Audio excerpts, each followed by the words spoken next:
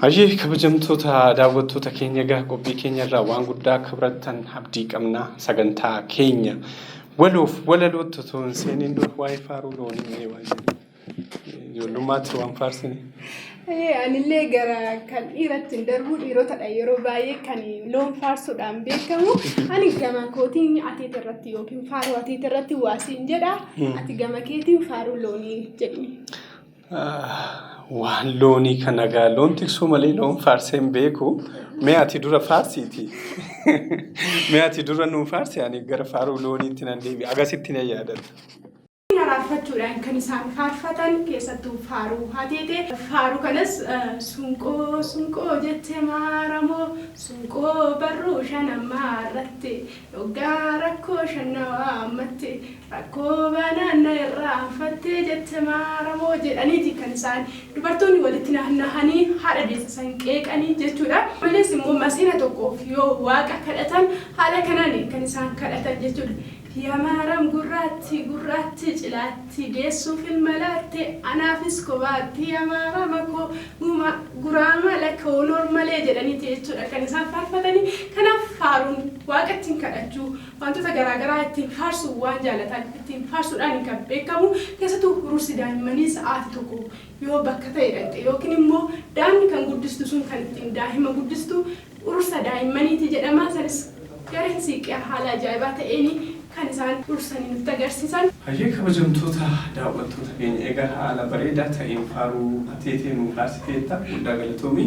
Egaa daawwattoonni keenyas qophii keenya irraa akka barattan akkasumas ittiin bashannanaa jirtan abdii guddaa qabna. Hamma kan itti aanu kan dhumu waloof walaloodha.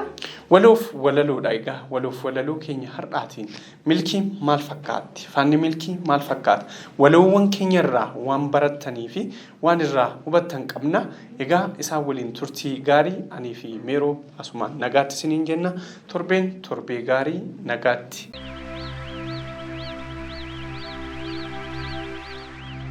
Tole, ani maqaan kan koo Addunyaa Barraan jedhama. Mata duree gabaabduu milkii jettuu irratti walaloo gabaabaa qabadhee dhiyaadheera. Milkiin hiikuma isaa irraati yookaan dhalli namaa dachee kanarratti jiruuf jireenya isaa gaggeeffachuu keessatti milkaa'ina barbaachaaf yookaanis immoo lafa yaade sana gahuudhaaf jecha ifaajee guddaa yookaanis immoo yaalii garaagaraa gaggeessa. Yaalii dadhabbii fi dafqii yookaanis immoo bakka yaade gahuudhaa fi dalagaan dalagu suni bu'aansaa milkii jedhama jechuudha. Kanaaf milkii jennee ilaaluu dandeenya. Mee bifa walalootiin immoo milkii jechuun akkamidha kan jedhu kana ilaalla. Yooyyaa akkam jirtu hordoftoonni martuu alaamanni isaa namni maatii waatii akkam nagaa jirtu maatii milkii showuu yoo didee bitaachuu wanti akkaaf margaa akka jiruuf miti makka rabbiif jirra. Milkaa'inni fagaatee nuuf kaabadus karaan abdii kunneen teenye inuma kaan dabaraan. Ilaamee milkii koo yaa ishee barii farristuu anoos hin barbaada faana keenya lakkaa maaliif naan mul'attu maaliif naan argamtu? Egaa naan dhokattee eenyutti mul'atta? Nama akkamii filatta? Eenyummaa raffatta? Tarii namni na caalas barbaaddatu jira mee eenyuun inni eenyuuf garaa hirtaa? Nama abdii hin kunne guyyuu sin daganne si arguuf ifaaju siif fayyaa dhabee jiraatti maraatu isaa waa'illi kee jedhiin kee dhugaa. Egaa akkas taanaan anis duukaan bu'a iyyata koo galfadhee miseensa keen ta'a seera keenatti firooma keen fedha. Si waliinan deemaa yoo hin danda'e fiigee dadhabus saradhaa deemus gangaladhee milkii sin argadha. Hayyuu qaroon qaree natti meeraan waa'ee kee colleetti firoomtee dhibaa akka gantu warra carraa kan daandiitti agarsiiftee warra dhilbaanitti fuula akka guurte. Ani milkaa'inni carraa miti carraaqqiidha malee jettee yoo dhaadattu gariitti abdii hortee garii immoo balfitu.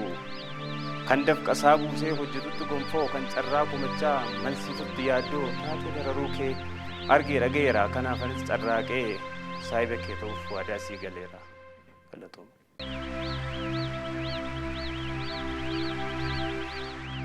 Tagallafaa ka'ee wal nu harkaa makee akka midhaan kadhattuu diimaa fi adii wallaallee hin beekamu bifattuu. Maali lukti anaaf jedhee dur mukaaf jirmatti bu'u har'a akkamiin naganee boolla du'aa naan bu'u. Ani mee shakkeen beeku miilla koottana mana akkamiin dhiiroo akkamiin garuu akkamiin faanumte koo akkamittiin naganaa. Erga akkas ta'e hoo jilbat kuteen gatu maafan baadhee joora abjuu sobaaf soora. Sirratti of gatuun koo erga badii ta'e qalbii jijjiirradhee sagallafaa ka'ee.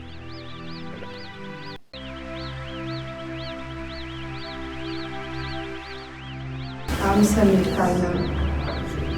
Xurre ifaa duuga namaa dukkana balleessu, coomsa riqichaa rakkoo ammaxeessu, bu'aa ifaadii namaa kan namatti agarsiisu, abdii namatti horee nama imalsiisu, hawwii garaa ofii kan baasee mul'isu, kaayyoo ifa borii kan galmeessisu, humna namatti horee kan nama dorgomsiisu, ifa ifee hin dhaamne daandii hiikaa kennu, firii sanyii gaarii kan ittiin argannu, beekumsa dandeettii kan ittiin mul'isnu, tulluu milkaa'ina irraa kan irra dhaabbannu, hojii mataa keenyaa hiikaatti laannu, gaaffii deebii dhabees deebiitti kenninu.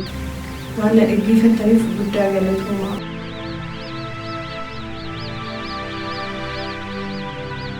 Miila milkii Nagaraa Baqqaleeti. Miila milkii jechuun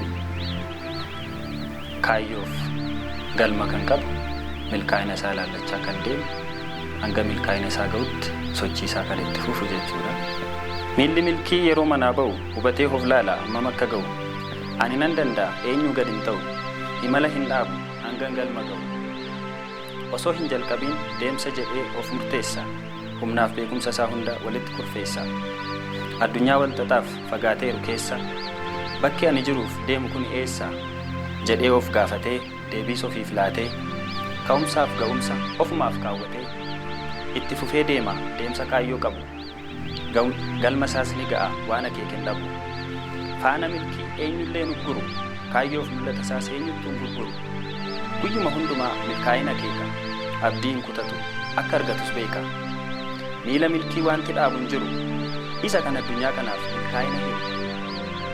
Ni deema ni to'ata addunyaa beekumsaa, humna elektirikaa isa har'a jiru caalaa ibsa. Miilli milkii kufaatiin leellisu, imaana harkaa qaba gadi san teessisu. Milkiif milkaa'ina abjuu isaa ganamaa, imalli isaa cimaa abdiif madda amanamaa. Yaa miila milkii milkaa'ina hortuu, milkiif milkaa'inni sirraa tasan gortu. Kaayyoo kee hin dagattu, deemsa kee hin lagattu. Yoo jiraates karaan bu'aa ba'iin, hin hanqattu galma kee osoo hin ga'iin. Miila milkii hidhaan sitti hin jiru, kaayyoof mul'ata kee haalli hin jijjiiru. Faana milkii faana milkaa'inaa, warraaqsa addunyaatiif mallattoo si'oominaa. Miiltoon kee milkiidha, xumurri kee ulfina.